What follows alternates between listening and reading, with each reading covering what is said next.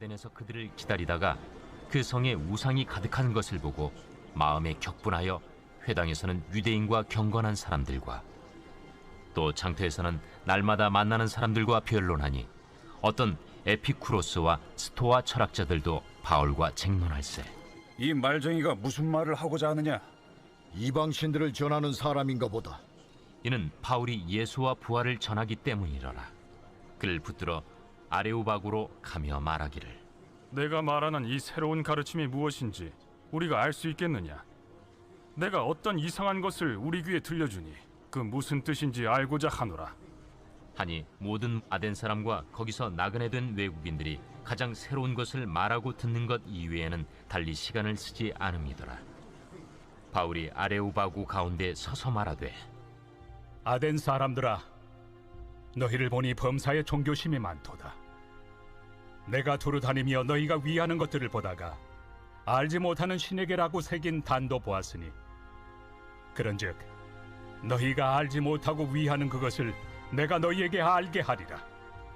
우주와 그 가운데 있는 만물을 지으신 하나님께서는 천지의 주제시니 손으로 지은 전에 계시지 아니하시고 또 무엇이 부족한 것처럼 사람의 손으로 섬김을 받으시는 것이 아니니, 이는 만민에게 생명과 호흡과 만물을 친히 주시는 이심이라.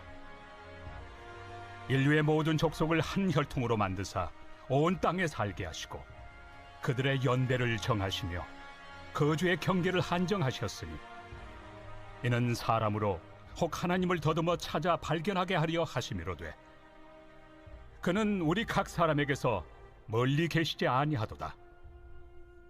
우리가 그를 힘입어 살며 기동하며 존재하느니라.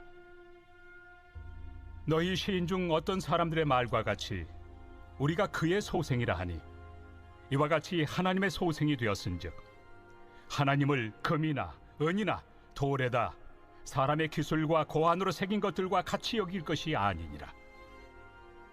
알지 못하던 시대에는 하나님이 간과하셨거니와 이제는 어디든지 사람에게 다 명하사 회개하라 하셨으니, 이는 정하신 사람으로 하여금 천하를 공의로 심판할 날을 작정하시고 이에 그를 죽은 자 가운데서 다시 살리신 것으로 모든 사람에게 믿을 만한 증거를 주셨음이니라.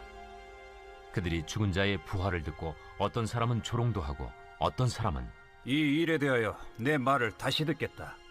이에 바울이 그들 가운데서 떠나매 몇 사람이 그를 가까이하여 믿으니, 그 중에는 아레오바구 관리 디오누시우와 다말이라 하는 여자와 또 다른 사람들도 있었더라. 네, 사도행전 17장 16절부터 34절 말씀 중심으로 해서 성공과 실패 사이라는 제목으로 말씀과 또한 영상을 함께 나눠보도록 하겠습니다. 우리 옆에 있는 분하고 인사하겠습니다. 성령으로 충만합시다. 네, 앞뒤 계신 분하고 인사할까요? 예수님 안에서 좋은 일이 일어납니다. 네, 우리 고백할까요? 나는 말씀, 기도, 은혜로 살아가겠습니다. 시작. 나는 말씀, 기도, 은혜로 살아가겠습니다. 아멘. 다시 한번 고백할까요? 나는 열린 성도입니다. 시작.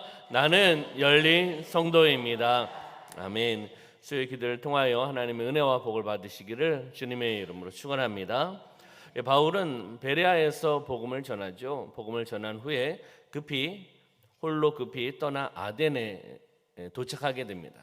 아덴에 도착하니까 수많은 우상과 신전을 보게 되죠. 그러면서 거룩한 분노를 갖게 됩니다. 왜냐하면 수많은 우상들이 있고 수많은 우상을 숭배하고 있고 신전들이 있기에 그것을 보면서 거룩한 분노를 또한 가질 수밖에 없습니다. 그래서 아덴에 가득한 그 우상 숭배 그리고 신전을 보면서 날마다 회당과 장터에 나아가서 많은 사람들에게 복음을 전하게 됩니다. 예수와 부활에 대해서 증거하다가 아레오바구 언덕으로 초청을 받습니다. 그래서 거기에서 철학자들 그리고 많은 시민들 앞에서 연설을 하는 거죠. 다시 이야기하면 그들 앞에서 복음을 전하게 된 것입니다. 바울은 아덴 사람들이 알지 못하는 신에게 단을 세울 만큼 종교심이 많다라고 이야기를 합니다. 그리고 바울은 하나님이 모든 사람에게 믿을 만한 증거를 주시고 그리고 회개하라고 명하셨다라고 말씀을 선포합니다. 죽은 자의 부활을 또한 이야기를 하고 있습니다. 이 말씀, 이 복음을 증거하며 나갔을 때 어떤 사람은 그 말씀을 전하는 것을 조롱하기도 하고 어떤 사람은 그 동일한 말씀을 통해서 듣고 몇 사람은 그 말씀을 통해서 복음을 통해서 믿는 사람들이 생깁니다. 많은 신학자들이 바울의 아덴 사역을 실패의 사역이라고 이야기하는 사람들이 있습니다. 그러나 전도에는 실패란 없습니다. 할렐루야. 전도는 복음을 전하는 것입니다. 예수 복음, 내가 만난 예수 그리스도 기쁜 소식을 전하는 겁니다. 그리고 그 전하는 것에 대해서 열매는 하나님이 맺혀주시는 줄 믿습니다. 그렇기 때문에 전도에 실패라는 단어를 쓸 수가 없는 거죠. 우리는 말씀을 전하면 하나님 하실 줄 믿습니다. 우리는 수단과 도구로 쓰임 받으면 나가는 거죠. 그렇기 때문에 사도 바울의 전도와 선교 사역은 하나님 성령께서 인도하시는 것이고 그 성령의 인도하심에 따라 감동에 따라서 그 사명 복음을 전한 것이라고 우리는 믿으시기를 소망합니다. 17장 말씀을 내용별로 좀 나눠 본다면 16절부터 21절까지는 바울이 아덴 장터에서 변론을 하고 복음을 전하며 나가는 모습을 보게 됩니다. 그리고 22절부터 31절까지는 바울이 아레고바고에서 설교를 하는 것을 보게 됩니다. 그리고 32절부터 34절까지는 아덴에서 복음 전도의 결과에 대해서 말씀을 나누는 것이 17장 뒤의 말씀입니다. 그럼 18장을 간단하게 본다면 아덴에서는 복음을 전하며 나갈 때 별다른 핍박이 없었습니다. 그러나 고린도에서 사명을 감당하고 복음을 전하며 나갈 때 많은 박해를 받는 것을 보게 됩니다. 하나님께서는 브리스길라와 아굴라 부부를 또 만나게 하십니다. 만나게 하시고 또 환상 중에서 또한 그를 위로해 줍니다. 그래서 바울 일행은 큰 힘을 얻는 거죠. 동력자, 예수를 믿는 동력자를 만나게 하셨고 그리고 환상 중에 나타나셔서 위로해 주시지 않습니까? 그렇기 때문에 바울 일행은 큰 힘을 얻고 고린도에서 1년 반 동안 그 복음 사역을 감당하며 나가는 것을 보게 됩니다. 그리고 그곳에서 데살로니가후서를 또한 작성을 해서 다른 지역에 그 서신을 보내는 거죠. 다른 지역에 개척했던 그 교회들에게 그것을 보내면서 돌봄의 사역도 함께 감당하는 것이 고린도 사역의 어떤 일환이기도 합니다. 바울은 고린도 사역을 마무리함을 통해서 2차 선교 여행을 마무리합니다. 그리고 수리아 안디옥 교회로 돌아옵니다. 오늘 내용이 이제 여기까지 진행될 텐데요. 준비된 바울로부터 이제 6번째 영상을 우리가 함께 보면서 오늘 17장과 18장에 나오고 있는 그런 바울 일행의 성령 인도하심에 따라 전도와 선교를 감당했던 그 현장을 우리 영상을 통해서 한번 들어가 보도록 하겠습니다. 우리 준비된 영상 보겠습니다.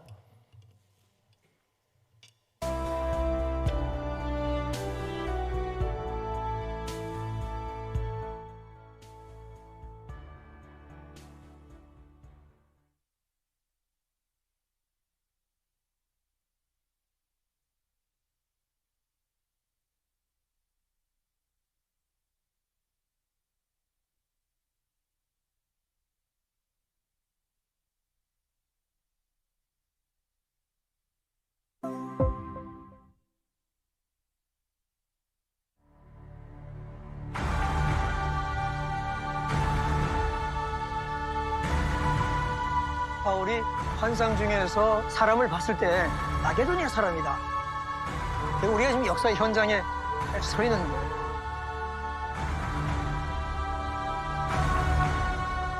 루디아는 여인이고 과부고 이민 온 사람이었어요. 그러니까 이방인이었네요. 거기서 그 간수가 칼을 가지고 자결을 하려고 했는데 바울이 도망가지 않고 우리가 다 여기 있다. 바울의 모습에 감동을 받아가지고 저보다 바울 사역 끝날 때까지 이 빌립보 교회는 바울을 재정적으로 지원을 했습니다. 철저한 사명감을 가지고 있었던 것 같아요. 바울이 내가 유모가 자기 자신을 기름같이 너희들을 돌보았다.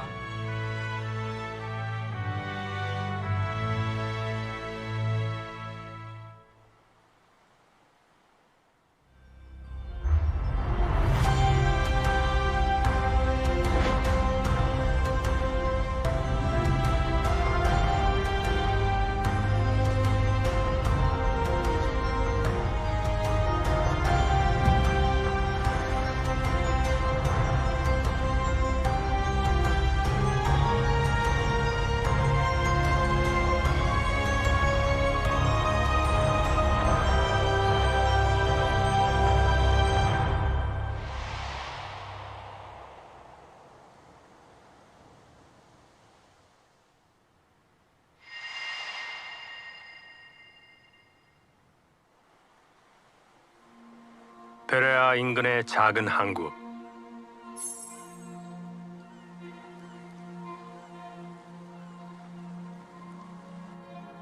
(2000년) 전 바울의 흔적이 새겨진 곳.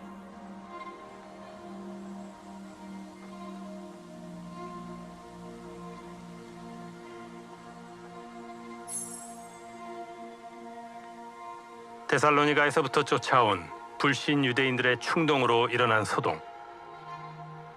상황의 긴박함으로 인해 바울은 실라와 디모데를 그곳에 남겨두고 형제들에게 이끌려 이곳을 지났다. 그리고 이 항구를 통해 아가야 지방의 성 아덴으로 항해를 시작했다.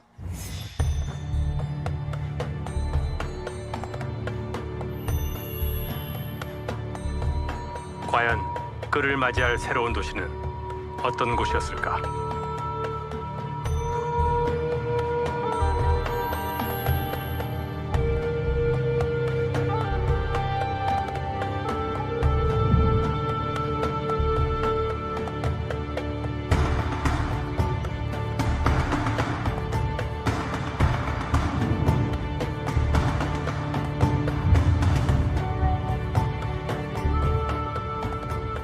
쫓기는 자가 되어 홀로 아덴에 도착한 바울. 그는 눈앞에 펼쳐진 도시의 모습에 격분했다. 도시 자체가 하나의 거대한 제단이라 불리며 사람 수보다 주상의 수가 더 많았던 도시. 온 땅을 가득 채운 아덴의 우상 숭배는 종교를 넘어 문화로 자리 잡고 있었다.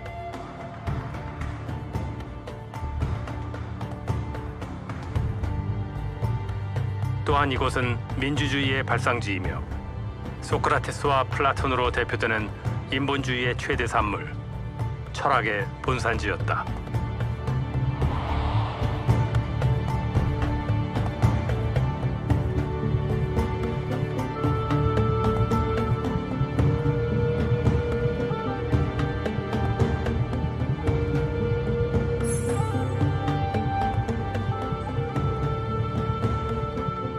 도시 곳곳에서 철학적 논쟁과 새로운 사상을 전하는 장이 시간과 장소를 가리지 않고 펼쳐지던 곳.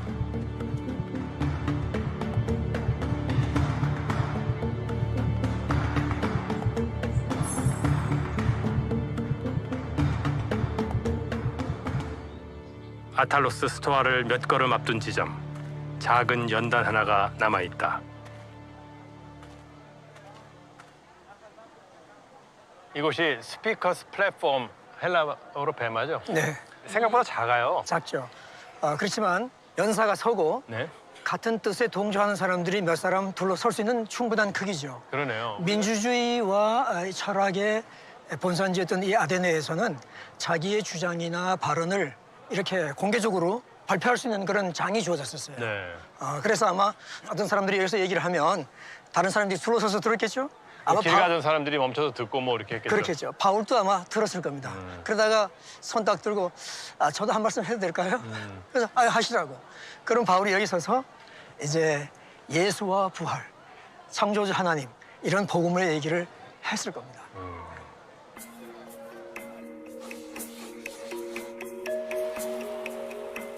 더 이상 실라와 디모데를 기다리고 있을 수만은 없었다. 바울은 철학자들과 지식인들을 대상으로 복음을 선포했다.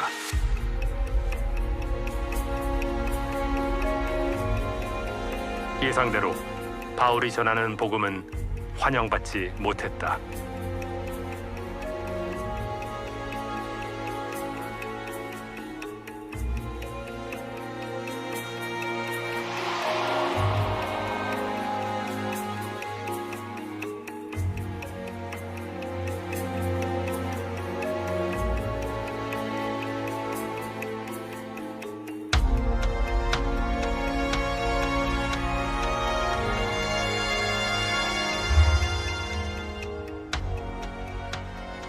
바울이 전하는 하나님은 당시 헬라 철학자들이 가지고 있는 신에 대한 생각과는 전혀 다른 것이었다.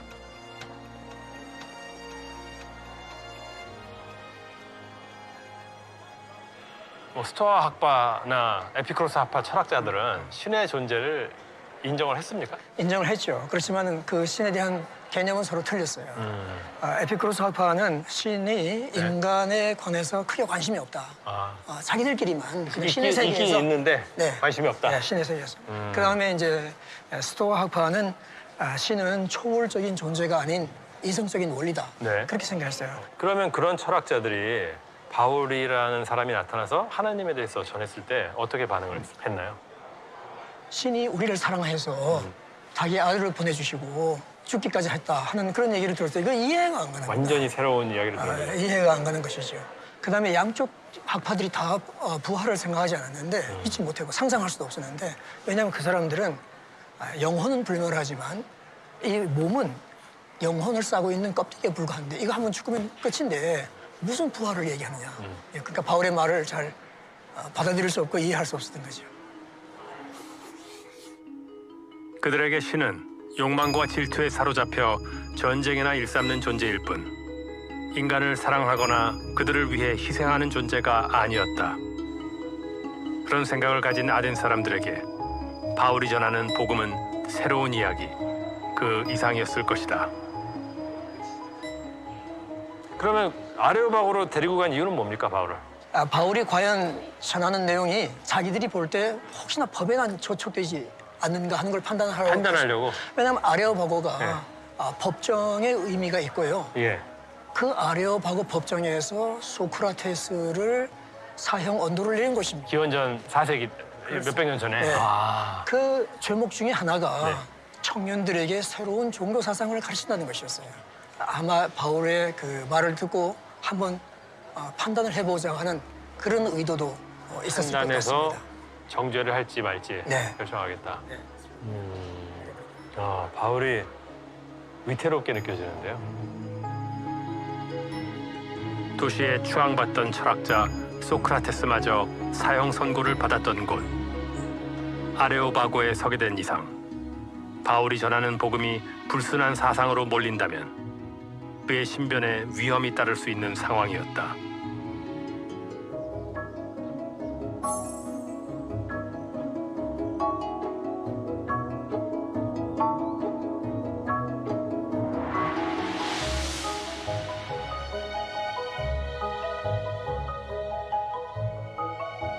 드디어 신들의 언덕 아래 종교와 사상을 감독하고 재판했던 아레오바고에 서게 된 바울. 그러나 초청의 의도가 어찌되었든 그에겐 그저 아덴 시민들을 향한 복음을 공적으로 선포할 기회, 그 이상도 그 이하도 아니었다.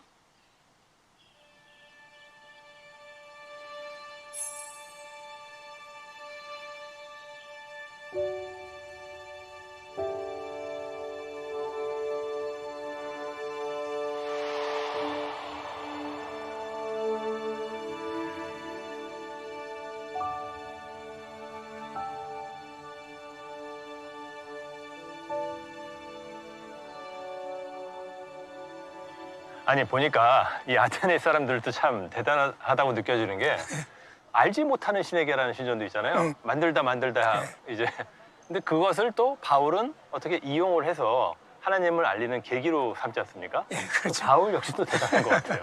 원래 이 사람들은 범실론을 믿는 사람들이었어요. 그래서 여러 신전들을 만드는데 행여나 한 신이라도 실수로 빠뜨려서 얼마나 그 신의 불안하면. 노여움을 삼으면 안 되겠다는 그 불안한 그런 종교심 때문에 그런 재단을 만들었죠. 근데 사도 바울은 그 굉장히 뛰어난 선교사 같아요. 현지를 다니면서 현지 상황을 파악하는 거예요.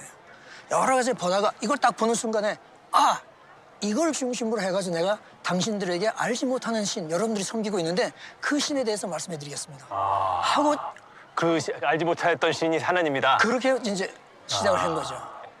알지 못하는 신을 섬기는 것에 대해서 조롱을 하거나 이렇게 질책을 한 게 아니라 사실 전도할 때 어떻게 접근하는가, 어떻게 말을 먼저 여는하는 게 굉장히 중요한데 바울은 칭찬으로 시작했습니다. 네. 예수님은 어떻게 했을까요? 나에게 물 한 잔 주세요. 부탁으로 대화를 시작했습니다. 빌립은 에디오피아 내시한테 어떻게 했을까요? 읽는 것을 깨닫습니까? 질문으로 시작했습니다. 처음부터 막 억지로 강요하고 가르치려고 한 게 아니라 아니죠. 아주 자연스럽게 일상의 대화를 하면서 나중에 영적인 대화로 옮겨서 복음을 전하게 되는 것이죠. 그렇군요.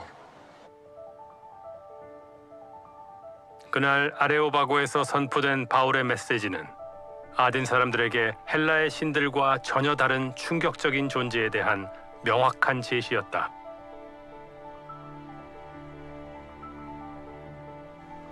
그러나 성공적인 설교의 결과는 예상을 빗나갔다.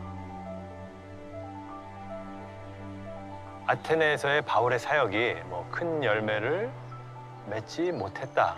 네, 이런 언급이 있지 않습니까? 그렇게 해석을 합니다. 많은 분들이. 네.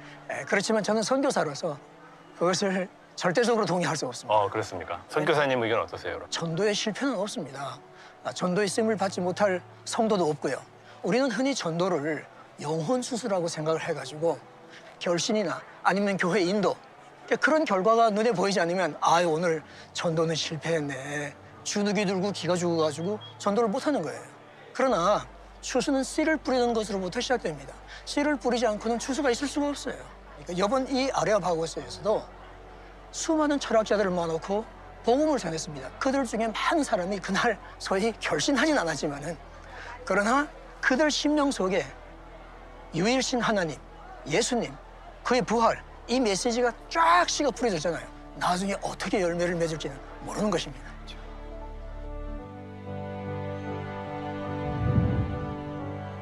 모든 신을 섬기던 아덴 사람들에게 전해진 유일신 하나님, 그리고 인간들을 위해 하나뿐인 아들을 대신 죽게 한 신은 오랜 시간 아덴 시민들의 마음에 충격으로 남았을 것이다.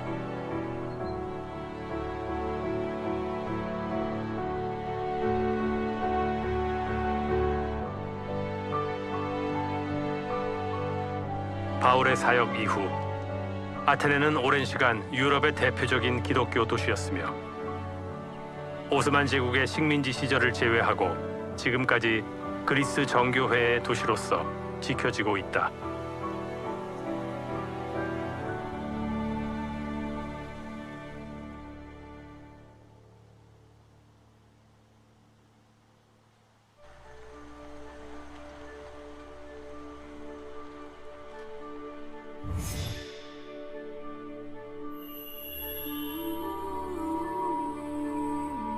뒤따라왔던 실라와 디모데를 각각 베레아와 데살로니가로 보내고 홀로 고린도로 향한 바울.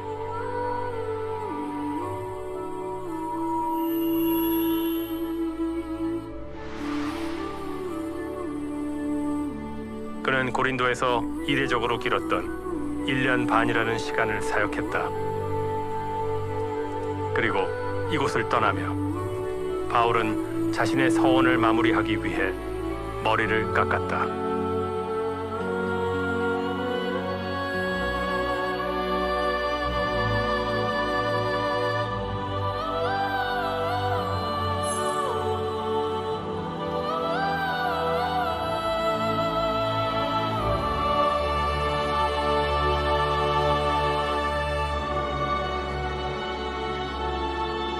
고린도에서의 사역 중 하나님께 드린 서원, 이는 무엇을 위한 서원이었을까? 바울은 서원을 마무리하는 의미로 머리를 깎았습니다. 많은 학자들은 이를 두고 힘겨웠던 고린도 사역 중 보호하심을 구하는 나실인 서원을 했을 것으로 보고 있습니다. 고린도 사역이 얼마나 힘겨웠기에 바울은 서원까지 하게 된 걸까요?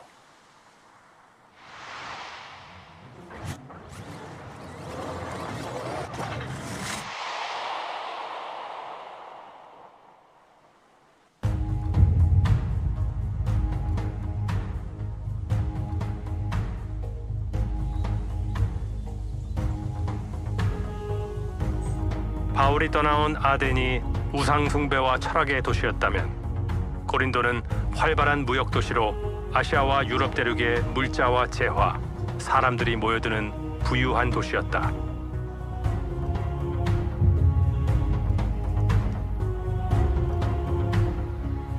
유럽을 향해 있는 아오니아 해와 아시아를 향해 있는 에게해가 도시의 양쪽에 닿아 있는 지역의 특징으로 얻게 된 혜택이자 재앙이었다.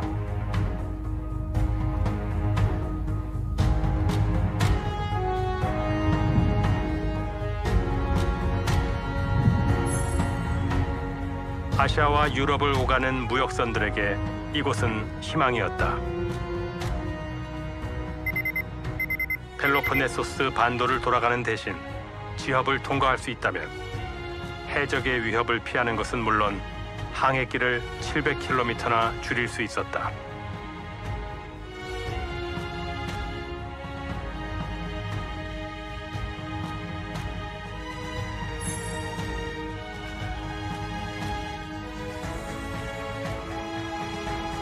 따라서 높은 통행료에도 수많은 무역선들이 이곳을 지나게 된다. 육지를 통해 배가 옮겨지는 동안 남은 항해의 안전을 기원하기 위해 세워진 각국의 우상과 신전들.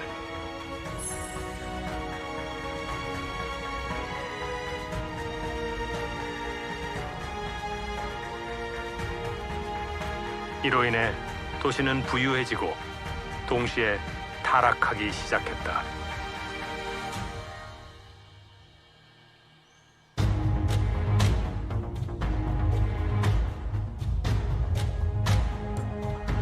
팽배한 우상 숭배는 물론 성적 타락까지. 이곳에 홀로 도착한 바울의 심정은 어땠을까?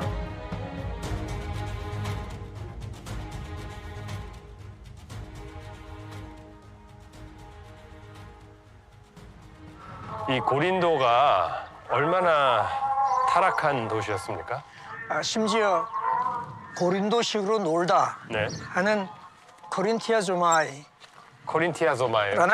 새로운 단어가 생길 정도였습니다. 이것은 부질적하게 가늠한다 하는 그런 뜻입니다. 뿐만 아니라 그 술의 신 디오니수스의 축제가 네.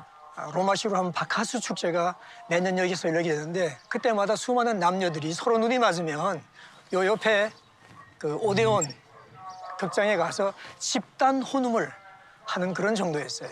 이 고린도의 성적인 타락과 문란은 아주 유명했습니다. 신전에서도 뭐 행음을 했다 이런 이야기도 들었거든요.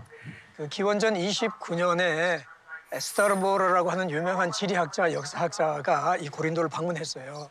특별히 그분이 몇 줄 쓴 글에 뭐가 있는가 하면은 저쪽에 보는 그 아크로코린트 산 위에 아프로디테 신전이 있었어요. 네. 저 신전 안에 1000명의 여사제가 제사 행위를 빙자한 매춘 행위를 했다 하고 기록함으로 말미암아 더 이 고린도의 성적인 문란 상태가 이제 알려지게 됐는데 네. 고린도 사람들이 자기가 가장 신에게 자기의 종교적인 헌신과 정성을 바친다 하는 것은 무엇으로 표현했는가 하면은 자기 딸의 처녀성을 바치는 거였어요.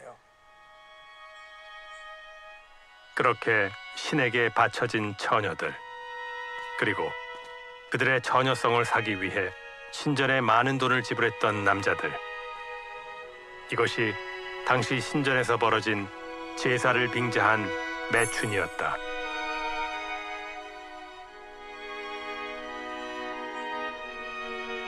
기나긴 항해로 억눌린 뱃사람들의 욕망이 배설되던 고린도. 우상 숭배와 성적 타락까지 심각했던 고린도에 홀로 떨어진 바울은 막막함에 주저앉고 싶었을지 모른다.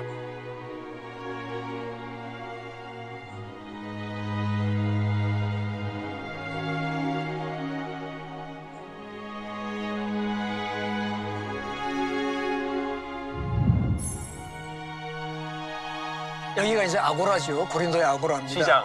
시장이고요.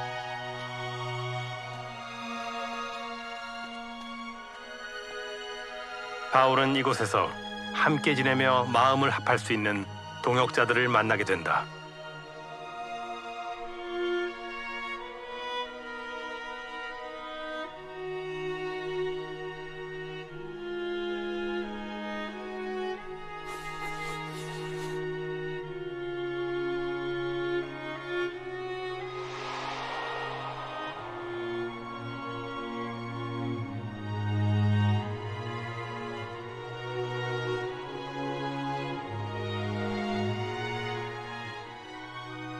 바울이 고린도에 도착해가지고 회당에 가서 브리스길라와 아굴라를 만났는데 이 사람들은 이미 예수님을 믿는 사람들이었어요. 그러니까 바울이 전도를 하러 왔는데 이미 믿는 사람을 만난 거네요. 이 한 부부가 있었어요. 고린도 사람들이 아니고 로마에서 온 사람들이었습니다. 이 부부가 오게 된 거는 주후 49년에 클라우디아 로마 황제가 네. 모든 유대인들은 다 로마를 떠나라 하는 칙령을 발표를 했습니다. 거기에 따라서 49년 말이나 50년 초에 여기를 왔을 거예요. 로마에 거주하던 유대인들 사이에 메시아가 오셨는가 아닌가에 대한 심각한 분쟁이 일어나자 클라우디오는 혼란을 잠재우기 위해 유대인 추방 칙령을 발표했고, 그때 아굴라 부부는 로마를 떠나 이곳 고린도로 오게 된다.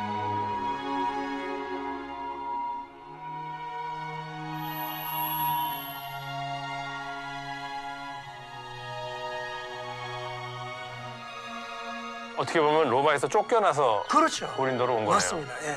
그런데 우연히도 생업이 천막을 만드는 바울과 같은 동일한 일을 하는, 그러니까 이런 분을 여기서 만난다는 게 어떻게 보면 하나님께서 미리 예비하신 것 같은. 하나님께서는 미리미리 사역자들 앞에 복음의 문들을 열어주시는 것을 볼 수 있습니다. 타락한 고린도에서 두 동역자의 존재는 막막했던 바울에게 더 없는 위로이자 격려였다.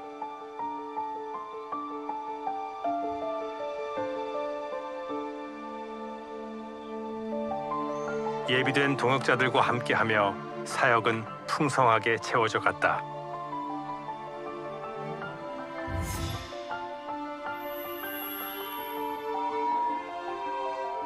그러던 중 마게도냐 사역의 기쁜 소식이 실라와 디모데를 통해 바울에게 들려오게 된다.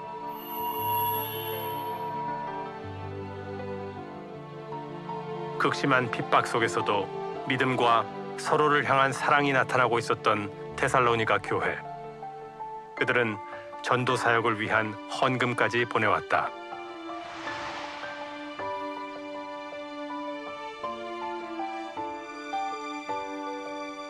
데살로니가 교회의 기쁜 소식과 그들의 헌신은 바울을 향한 하나님의 또 하나의 격려였다.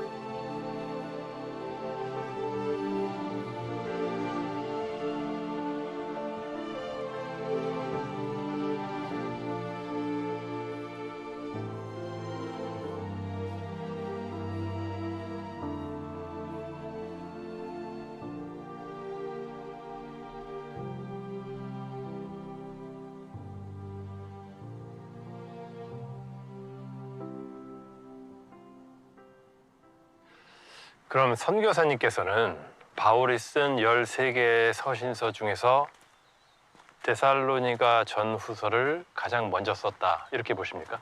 그렇습니다. 예전에는 주로 학계에서 갈라디아서를 제일 먼저 썼다 그렇게 얘기하고 있습니다만은 데살로니가 전서가 제일 먼저 쓴 편지라고 볼 수 있는 거는 요새 학계에서 거의 동의되고 있는 부분입니다. 아, 그렇습니까? 특별히 두 가지 이유가 있는데, 첫째는 이 데살로니가 전서를 보낼 때에 보내는 송신인이 바울과 실라와 디모데. 네. 그러니까 실라가 바울과 동행하면서 동역했던 거는 선교 2차 여행 때뿐이었습니다. 네. 따라서 초기였다고 볼 수 있고요. 두 번째는 다른 바울 서신들에게서 볼 수 있는 율법, 할례, 믿음으로 말미암는 의, 네. 그런 부분에 대해서는 일체 언급이 없어요. 단어 하나도 나오지 않습니다. 그것은 무엇을 의미하는가 하면은 사도 바울이 유대주의자들과 함께 이 이방인 성도들이 유대 율법을 지켜야 되는가 안 지켜야 되는가 하는 논쟁이 나오기 전에 이 데살로니가 전서가 쓰여졌고, 또 곧 얼마 후에 후서가 쓰여졌다는 걸 의미하기 때문에 지금은 데살로니가 전후서가 사도 바울 서신 중에 제일 먼저 쓰여진 서신이다, 그렇게 보는 것은 학계의 거의 공통된 의견들입니다. 아, 그렇군요.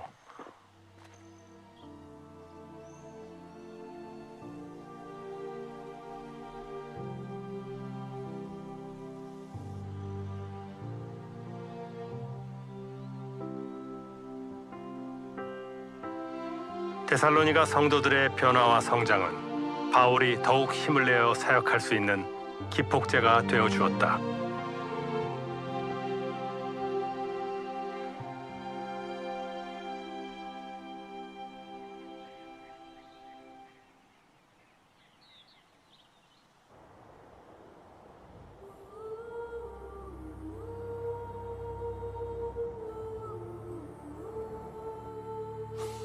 그러나 어김없이 유대인들의 대적과 비방에 부딪힌 바울. 양심마저 굳어져 버린 고린도 사람들에게 바울의 설교는 저주처럼 다가왔을 것이다. 회당을 떠나 시작된 이방인 사역. 이방인들뿐 아니라 유대인의 회당장들이 연이어 예수께로 돌아오며 유대 사회에 거대한 파장이 일어났고 그 파장은 상상도 하지 못할 핍박을 불러왔다.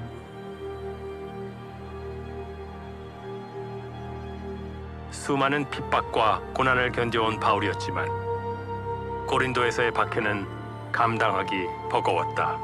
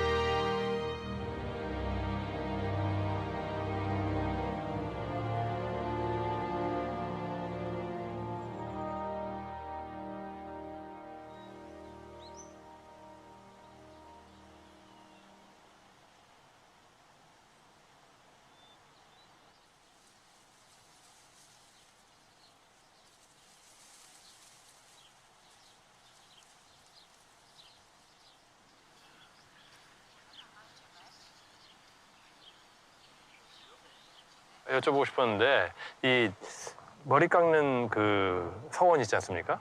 나시린 서원이라는 게 예, 나시린이라는 뜻은 이제 구별된 자, 또 구분된 자 그런 뜻인데 어떤 사람들이 일평생 혹은 어느 일정 기간을 정해서 자기가 세상과 단절하고 정말 하나님께만 몰두하며 자기 자신을 하나님께 드리겠다 하고 결심한 사람들을 나시린이라고 그러고 그렇게 결단하는 것을 나시린의 서원이다. 그렇게 얘기합니다. 그리고 그 기간 동안에 자란 머리를 깎아서 희생제물과 함께 제사를 드림으로써 그 나시린의 서원을 마무리하는 것이죠. 그러면 그 당시에 왜 바울이 머리를 깎는 서원을 하고 그 서원이 이 핍박과 어떤 연관이 있다고 보십니까? 이렇게 한번 생각해봐요.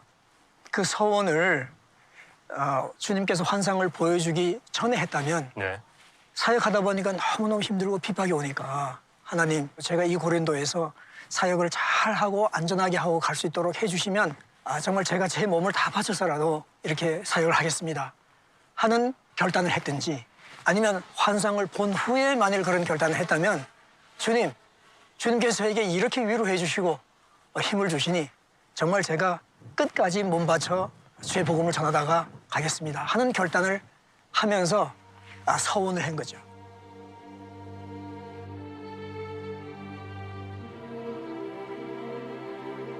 우리는 바울이 이 서원을 고린도 사역 중 어느 시점에 드렸는지 알 수 없다. 그러나 하나님의 보호하심은 예상치 못한 곳, 예상치 못한 사람에 의해 이루어지게 된다.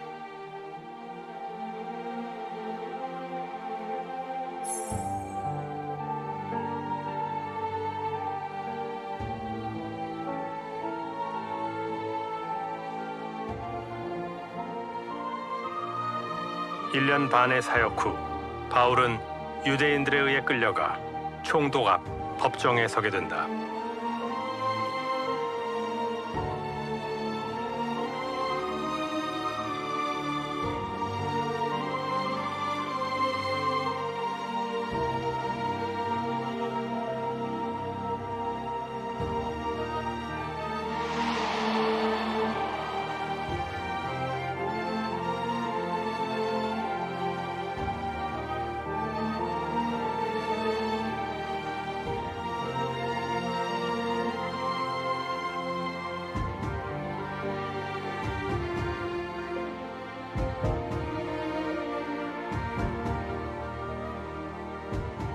신임 총독이 지지를 얻기 위해 자신들을 도울 것이라는 유대인들의 기대는 산산이 무너졌다.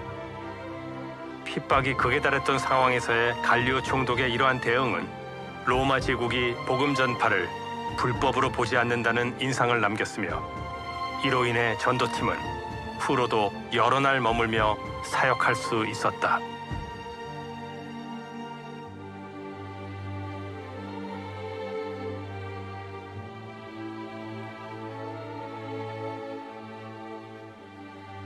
바울이 1년 반 동안 이곳에서 사역을 하면서 물론 핍박도 많이 당했겠지만 또 열매도 많이 맺었을 것 같아요. 열매 많습니다. 네. 예. 아까 말씀드린 것처럼 회당장 2명이 네. 그렇게 됐고, 여기서 이제 스테바나 가족이 예수님을 믿게 됐고, 디도 유스도 또 예수님을 믿고, 네. 이 관청의 재무관 에라스도도 예수님을 믿게 되고, 로마에서 왔던 브리스가와 아굴라 부부도 여기서 만나게 되고, 여기서 만난 사람들은 바울과 끝까지 동역한 사람들이 너무도 많이 있습니다.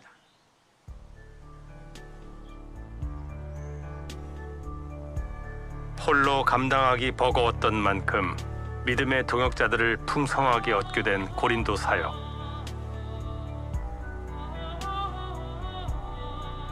차원이 다른 죄와 향락이 가득했던 이곳에서 바울은 잊을 수 없는 벅찬 위로와 은혜를 경험했다.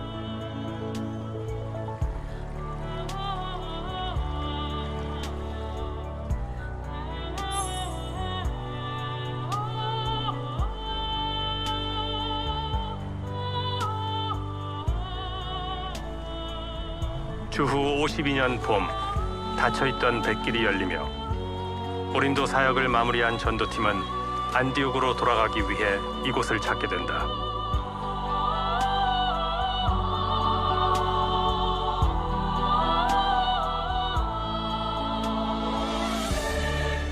바울에게 고린도에서의 시간은 사역의 성공이나 실패로는 설명할 수 없는 값진 은혜의 시간이었다.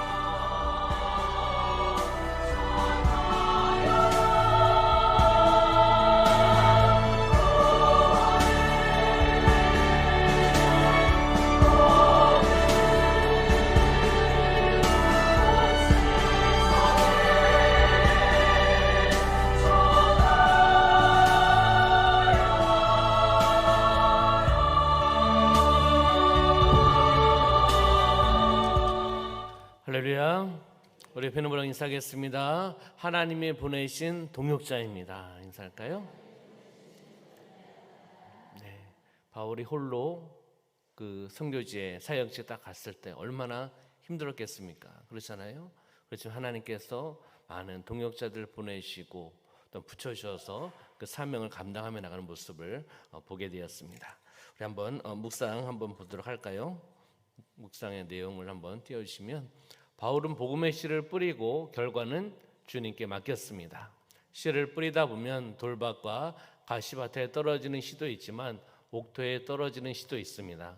내게서 나간 말은 헛되이 돌아오지 않는다 하셨으니 전도의 실패가 있을까요? 나의 작은 노력도 다 쓰임을 받지 않을까요? 다시 이야기하면 전도의 실패가 없다. 나의 작은 노력도 다 쓰임을 받는다. 이것을 이야기하는 거 아닐까요? 바로 여러분들의 시간, 마음, 사랑, 물질, 작은 몸부림을 하나님이 받으시는 줄 믿습니다. 한 영혼을 향해 달려나가는 우리는 그러한 삶이 되어야 되지 않겠습니까? 그렇잖아요. 하나님의 영광을 위해서 살아간다고 우리가 믿음으로 고백하지 않습니까? 그렇기 때문에 그 고백을 받으시고 그 몸짓을 받으시고 몸부림을 받으시는 줄 믿습니다. 그렇기 때문에 열매는 하나님이 맺으실 것을 바라보고 우리는 전도의 복음의 수단과 도구로 쓰임받기를 소망합니다. 그럼 실천 사항 한번 보겠습니다. 실천, 복음을 나누려는 의도를 갖고 주변 상황과 사람들을 관찰하며 관찰한 상황을 바탕으로 부탁, 질문, 칭찬과 같은 긍정적 방법으로 접근해 봅시다. 우리 선교사님께서 차인표 지사님과 함께 이야기를 나누면서 전도에 대한 그런 방법론적인 부분들을 말씀을 통해서 함께 이제 대화를 나눴지 않습니까? 여기에서 요한복음 4장 7절 예수님은 누구하고 대화를 나누시는 거죠? 물 좀 달라라고 어떻게 해요? 부탁하셨잖아요. 누구에게 물 달라라고 이야기했습니까? 사마리아 여인에게 물 좀 달라라고 이야기하면서 부탁하면서 대화가 시작되는 것을 보게 되었죠. 빌립은 누구에게 질문하는 거죠? 에티오피아 내시가 이사야 선지자의 글을 읽고 있는 그런 상황 속에서 그 글을 깨달았느냐라고 하면서 질문하는 거죠. 함께 관심을 갖고 있는 것에 질문을 하면서 대화가 이루어지고 있다는 것을 보게 됩니다. 바울이 아덴 사람들에게 범사에 종교심이 많다라는 것을 이야기를 하면서 어떤 칭찬을 하면서 함께 대화를 풀어가는, 어떻게 보면은 이 대화의 상황 속에서 풀어가면서 바로 복음을 전한 것이 아니라 함께 대화를 나눌 수 있는 공통점을 찾으면서 그 전도가 시작되었다는 것을 우리에게 말씀해주고 있습니다. 그렇듯이 우리의 삶 가운데도 적용하는 거죠. 긍정적인 방법을 찾고 그를 또한 칭찬하고 격려하고 또 부탁하고 질문함을 통해서 함께 대화가 이루어져 나가는, 그 대화를 통해서 서로 알아가고 이해하면서 복음이 전해지는 그러한 삶을 살아가시기를 주님의 이름으로 축원합니다. 두 번째 볼까요? 두 번째 함께 읽어볼까요? 시작. 조롱받아도 박해받아도 복음 전하기를 쉬지 않았던 바울처럼 결과는 성령께 맡기고 겸손한 말과 모범되는 삶으로 복음의 씨를 뿌려 봅시다. 아멘. 우리 어떻게 보면 실천 상황이고 우리 결심과 결단 아니겠습니까? 조롱받아도 박해받아도 복음 전하는 것을 쉬지 않고 감당하는 거죠. 성령님께 맡기고 겸손하고 또한 낮아진 마음으로 섬김을 통해서 복음의 씨를 뿌리는 삶이 되시기를 소망합니다. 그럼 기도 제목 보겠습니다. 세 가지 기도 제목 함께 읽어볼까요? 시작. 바울을 본받아 전도하기 위해 의식적으로 주변을 살피게 하시고 예수님 이야기를 하려고 입을 열 때 성령으로 도와주소서. 아멘. 두 번째 기도 제목입니다. 시작. 바울 같은 담대한 순발력을 주시되 무엇보다 예수님을 전하려는 마음으로 가득 채워 주소서. 아멘. 세 번째 기도 제목입니다. 바울에게 브리스길라와 아굴라를 포함해 많은 신실한 동역자들을 주신 것 같이 제게도 동역자들을 주시고 저도 남에게 힘이 되는 동역자가 되게 하소서. 아멘. 일단 찬양하고 이렇게 기도하며 나갈 때 이 기도 제목까지 함께 기도하기를 소망합니다. 기도하겠습니다. 참으로 좋으신 하나님 아버지, 성령의 인도하심에 따라 힘들고 어려웠던 그 복음의 사역을 감당했던 사도 바울의 모습을 우리는 다시 한번 살펴보며 나가게 하여 주심을 감사합니다. 우리의 삶이 바로 성령의 인도하심에 따라 순종하며 나가는 삶이 되어나갈 수 있도록 인도하여 주시옵소서. 바로 하나님 중심으로, 말씀 중심으로 초점을 맞추고 우리가 살아내는 삶이 되어나갈 수 있도록 역사하여 주시옵소서. 함께 또 기도하며 나갈 때 하나님 이곳 가운데 임하여 주시고 역사하여 주시고 충만케 하여 주시고 묶인 것들이 풀려나가게 하여 주시고 회복의 시간 되어나갈 수 있도록 주관하여 주시옵소서. 아버지 하나님, 귀한 예물을 하나님께 올려드립니다. 드려진 손길을 기억하여 주시고 축복하여 주시고 역사하여 주시옵소서. 하나님 감사드리며 예수님의 이름으로 축복하며 기도하옵나이다. 아멘.